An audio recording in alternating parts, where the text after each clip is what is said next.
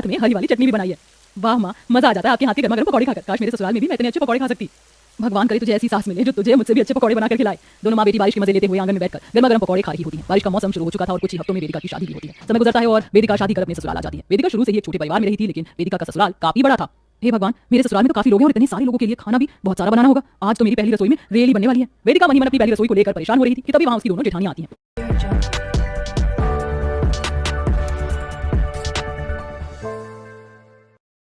जेन ज़ी versus millennials. चलिए देखते हैं इन दोनों जनरेशन्स में कुछ कॉमन है भी या नहीं। आप भाभी, मैं अपनी पहली रसोई में क्या बनाऊं? ज्यादा कुछ नहीं, बस 4-5 तरह की सब्जियां, 2-3 तरह की अलग अलग पुलाव, बिरयानी, रायता, पराठे, सब्जी और हाँ मीठे में रसमलाई, बूंदी के लड्डू और खीर बना लिया। ज्यादा कुछ नहीं कहकर पूरे होटल का मेन्यू ही बता दिया। इतना सारा खाना मैं अकेले कैसे बनाऊंगी? वेदिका किचन में जाती है और अपनी पहली रसोई की तैयारी में लग जाती है। हे भगवान, ये पूरियां तो गोल बेल ही नहीं रही हैं और ये सब्जी का तड़का भी जल गया। पहली रसोई का मतलब ये थोड़ी ना है कि कोई बहू की मदद ही ना करे। कहने को परिवार में इतने लोग हैं, लेकिन कोई भी मेरी मदद करने के लिए नहीं आया। बेचारी वेदिका परेशान होते हुए जैसे तैसे करके अपनी पहली रसोई का सारा खाना तैयार करती थी और सबको ले जाकर परोसती है। सबके खाने के बाद वेदिका रसोई का सारा काम खत्म करके अपने कमरे में सोने के लिए चली जाती है कि तभी थोड़ी देर में अचानक बारिश शुरू हो जाती है। अरे वाह, कितनी बढ़िया बारिश हो रही है। ऐसे बारिश के मौसम में अगर गर्मा गर्म आलू की पकौड़ियां हो जाए तो मजा ही आ जाए। जागृति, एक काम करो, जल्दी से अपनी छोटी भाभी के कमरे में जाओ और उन्हें गर्मा गर्म आलू के पकौड़े बनाने के लिए कहो। जागृति सीधा वेदिका के कमरे में जाती है और उसे आलू के पकौड़े बनाने के लिए कहती है। लेकिन जागृति अभी थोड़ी देर पहले ही तो सभी लोगों ने इतना सारा खाना खाया है और अब पकौड़ियां। तो भाभी, क्या आप अब हम सबके खाने को नजर लगा रही हैं? अरे खाता पीता परिवार है तो क्या खाएगा नहीं? नहीं, मेरे कहने का वो मतलब नहीं है। खाना खाने के बाद एकदम से पकौड़ियां खाओगे तो एसिडिटी हो सकती है। भाभी, हमें सब हजम है। अब आप जाइए जल्दी से गर्मा गर्म आलू के पकौड़े बनाइए। जागृति की बात सुन बेचारी वेदिका थकी हारी हालत में किचन में जाती है और 5-6 किलो आलू देकर उन्हें काटने लगती है।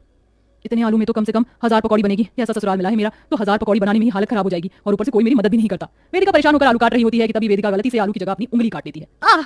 मेरी उंगली, कितना खून निकल रहा है। वेदिका जल्दी से पानी से अपनी उंगली धोकर उसके ऊपर कपड़ा बांध देती है और अब दोबारा आलू काटकर जल्दी जल्दी ढेर सारी पकौड़ी बनाती है और ले जाकर अपने ससुराल वालों को देती है। वाह भाभी, आप तो बहुत अच्छी पकौड़ियां बनाती हैं। मजा आ गया। हाँ बहू, तू तो सच में काफी अच्छी पकौड़ी बनाती है। आज के बाद अब जब भी हमारा पकौड़ी खाने का मन करेगा तो तू ही बनाया करेगी। हे भगवान, ये क्या कर दिया मैंने? तो अपने ही पैर पर कुल्हाड़ी मार ली। बेचारी वेदिका अपने कमरे में चली जाती है और ऐसे ही कुछ दिन गुजर जाते हैं। बारिश का मौसम अच्छे से शुरू हो चुका था, इसलिए अब आए दिन बारिश हुआ करती थी। बारिश के मौसम में हर किसी का गर्मा गर्म पकौड़े खाने का मन करता है, लेकिन वेदिका के ससुराल वालों का तो अब हमेशा ही पकौड़े खाने का मन करता है।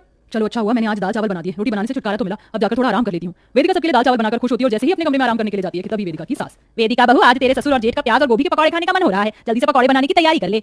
लेकिन माँ जी, मैंने तो सबके लिए खाना बना दिया है और वैसे भी अब खाने का वक्त हो रहा है। तो क्या हुआ, हम लोग खाने के साथ ही पकौड़ियां खा लेंगे। तो जाकर जल्दी से पकौड़ियां बना। मन तो कर रहा है कि इनकी पकौड़ियों में जमाल गोटा मिला दूं, लेकिन क्या करूं, मजबूर हूं। पता नहीं ऐसे क्या पाप किए थे मैंने पिछले जन्म में जो मुझे इस जन्म में ऐसे ससुराल वाले मिले। वेदिका किचन में जाती है और ढेर सारी गोभी और प्याज काटने लगती है। इतनी सारी प्याज काटने की वजह से वेदिका की आंखों में आंसू आने लगते हैं।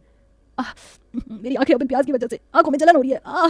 वेदिका हर 2 मिनट में अपनी आंखें धोती है और फिर प्याज काटने के लिए बैठ जाती है कि तभी वेदिका की नंद जागृति किचन में आती है। ये क्या भाभी, हमें तो लगा कि आप पकौड़ी तल रही होगी, लेकिन आपने तो अभी आधी प्याज ही काटी है। जागृति, इतनी सारी प्याज काटने की वजह से आंखों में बड़ी जलन हो रही है, थोड़ी मेरी मदद करवा दो। नहीं भाभी, वो क्या है ना, माने कहा कि ससुराल जाकर तो मुझे काम करना ही है, तो भला मायके में क्यों करूं? अगर माने मुझे आपकी मदद करता हुआ देख लिया तो मेरे साथ साथ आपको भी डांट पड़ेगी। कैसा जमाना आ गया है, बेटी को तो चम्मच उठाने नहीं देते और बहू से गधे की तरह काम करवा रहे हैं। अपने आंसू साफ करके वेदिका जल्दी से प्याज और गोभी की पकौड़ी बनाती है और पूरा ससुराल मजे से बारिश देखते हुए पकौड़े खाता है। वेदिका, ये गोभी और प्याज की पकौड़े तो कल के आलू की पकौड़े से भी काफी ज्यादा अच्छे, मजा आ गया इन्हें खाकर। बस कल से इनके साथ हरी और मीठी चटनी भी बना देना। इन पकौड़ों की जिम्मेदारी क्या कम थी मुझ पर, जो अब इन्होंने चटनी की भी जिम्मेदारी दे दी। जब कभी खुद को ये 1000 पकौड़े बनाने पड़े ना, तब जाकर कटी कानी आएगी इन लोगों की। बारिश के मौसम के शुरू होते ही सारा परिवार धीरे धीरे तीनों वक्त का खाना बंद कर देता है और अब तीनों वक्त हमेशा वेदिका किचन में बैठे बैठे अलग अलग तरह की पकौड़ियां ही तलती है। मुझे तो बारिश के मौसम से ही नफरत हो रही है। हे भगवान, ये बारिश का मौसम कब खत्म करोगे और कब मुझे इन पकौड़ियों को बनाने से छुटकारा मिलेगा? इस पकौड़े को मिलाकर पूरी 1000 पकौड़ियां हो गई हैं। कभी कभी तो लगता है कि मेरे ससुराल वाले इंसान नहीं बल्कि खबीस हैं। 1000 क्या 2000 भी पकौड़ियां बना दो ना, तभी भी इनका पेट नहीं भरने वाला है। वेदिका अपने गुस्से के चलते कुछ पकौड़ियां जानबूझकर जला देती है और वही ले जाकर अपने ससुराल वालों को खिलाती है। ये क्या वेदिका, तुमने तो कुछ पकौड़ियां बिल्कुल जला दी हैं।